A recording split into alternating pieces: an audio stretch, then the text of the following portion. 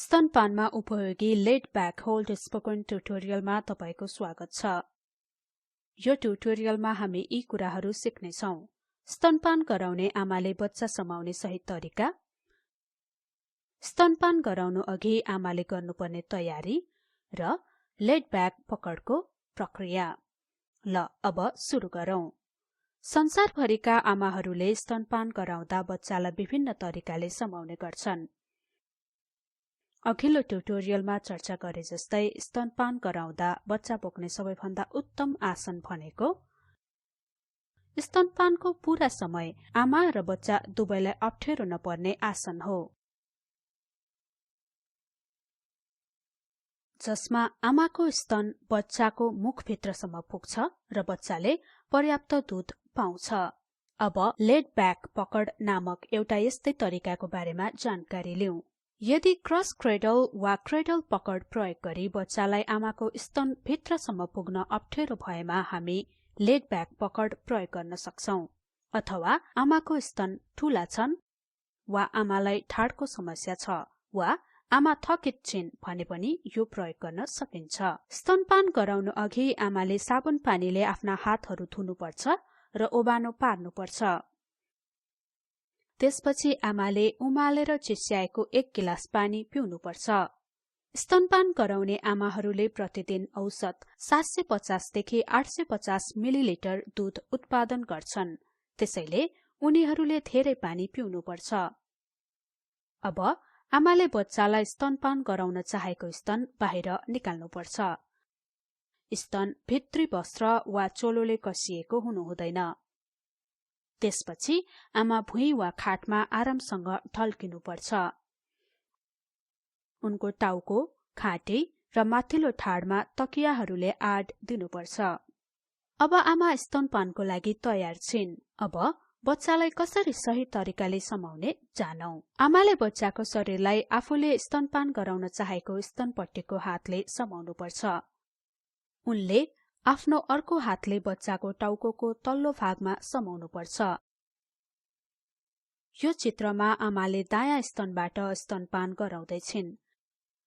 त्यसैले बच्चा समाउन उनले आफ्नो दायाँ हात प्रयोग गर्दैछिन्।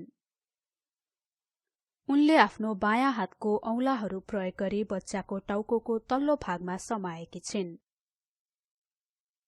अब बच्चाको टाउको समाउने आमाका औंलाहरूका उचित स्थानहरूबारे जानकारी लिऊ। आमाको बुढी औंला बच्चाको एउटा कानको पछाडि हुनुपर्छ भने बाँकी औंलाहरू अर्को कानको पछाडि हुनुपर्छ। उनले आफ्ना औंलाहरू बच्चाको कान पछाडिबाट घाँटीतिर सार्नु हुँदैन। उनले बच्चाको टाउकोमा आफ्नो हातले जोड दिनु हुँदैन। यसरी स्तनपानको समयमा बच्चालाई सहज हुनेछ। अब बच्चाको टाउकोको सही स्थानको बारेमा जानकारी लिऊ। बच्चालाई आमाको शरीरमा राख्दा बच्चाको पेट आमाको पेटमाथि हुनुपर्छ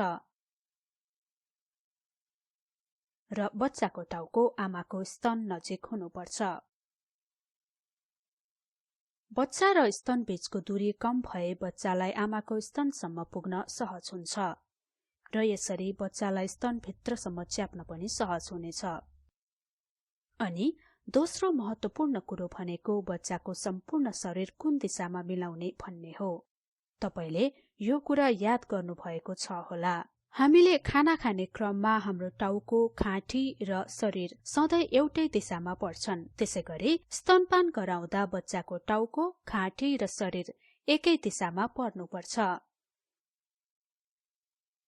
यसो गर्दा बच्चालाई दूध निल्न सजिलो हुन्छ।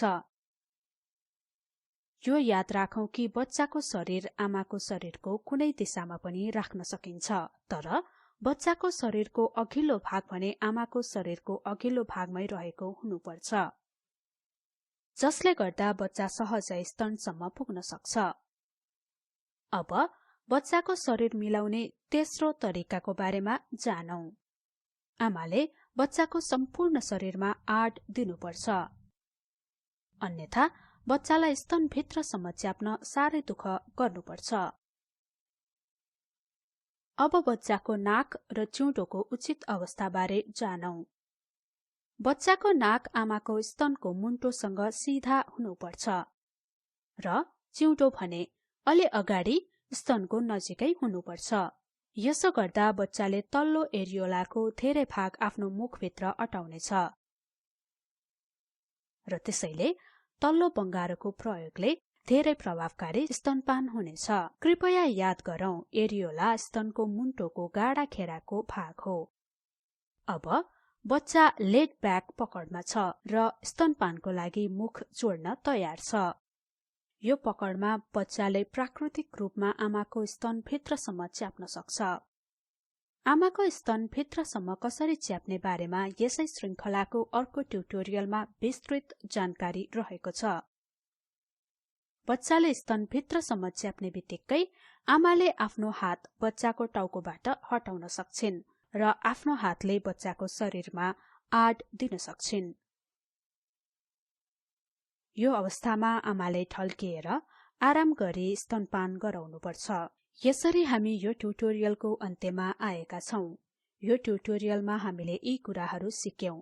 स्तनपान गराउने आमाले बच्चा समाउने सही तरिका, स्तनपान गराउनु अघि आमाले गर्नुपर्ने तयारी र लेड ब्याक पकडका चरणबद्ध प्रक्रियाहरू। यो ट्युटोरियलमा स्पोकन ट्युटोरियल प्रोजेक्ट आईआईटी बम्बेको योगदान रहेको छ। स्पोकन ट्युटोरियल प्रोजेक्टलाई NMEICT MHRD भारत सरकारको अनुदान रहेको छ। यो मिशनको बारेमा थप जानकारी तलको लिंकमा उपलब्ध छ।